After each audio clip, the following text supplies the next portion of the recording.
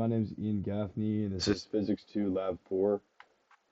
So the purpose of this lab is to calculate the magnetic dipole moment of a permanent magnet, as well as plot the magnetic force, the magnetic field in various locations around the magnet. The system and surroundings in the system of this lab is the magnet, the Earth, and the recording device on our phone. And the surroundings is everything else that could be affecting it. The initial conditions is a magnet is in line with east and west, and on the end of the ruler as well as the magnetic field measuring app is turned on and running.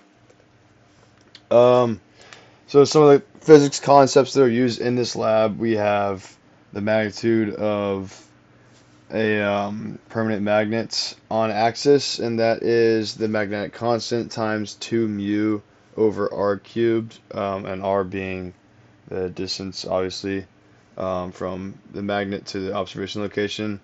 And then we have just B, not the magnitude, it's the magnetic constant times 1 over r cubed times 3 times mu r hat times r hat minus mu.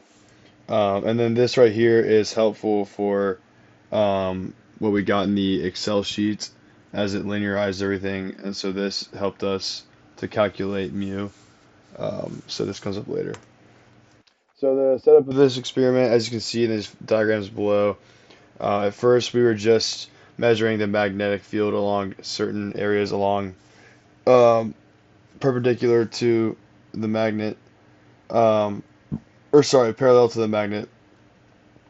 And then once we were done doing that, we decided to go up as well, and so to get this pink arrow D right here, to get it off-axis measurements as well. And then we plotted those in the Excel sheet. And then here's my Excel sheet I made. So you can see the equation right here. That's the ln bx equals x ln r plus ln k that we got earlier, or I was talking about earlier. And then here's all of my data I collected from the different measurements on axis. And then here's off axis as well. And then there's like my final B net reading magnitude. And then so calculating the magnetic dipole moment, I use this equation right here. You can sub in x for n. It's really just any variable. And I found it to be 0.673 Newton meters over Teslas. And then I plugged that into my glow script code, which you guys will see right now. So here's my glow script code. Here's all the measurements from the Excel sheet I put in there. Um, there's my function for calculating the magnetic field from a dipole. Um, Here's just me creating some of the arrows right over here. And then this is the 45-degree vector stuff down here, as well as the ending of it. Here are the results. The scaling is a little bit weird. I could not get all of them in here extremely clearly, but this is the best I could get. So here's all the different arrows. And then here are my results down here as well. So yeah.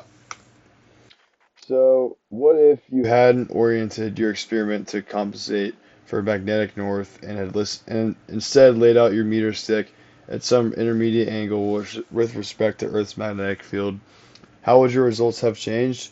Results would not be calibrated, and the effects of the Earth's magnetic field would provide another variable that would make this model much more complex, thus difficult to figure out um, what exactly what exact magnetic field is coming just from the magnet other than the Earth. Um, and then, what if you were to stick two identical magnets together end to end and run the experiment again? How would you expect your measurements to differ? The magnitude of the magnetic field by the magnets excluding Earth's magnetic field would be doubled. So that's kind of like the superposition concept we were talking about in class. Um, so yeah, that's all I have for you guys today. Thank you so much for watching.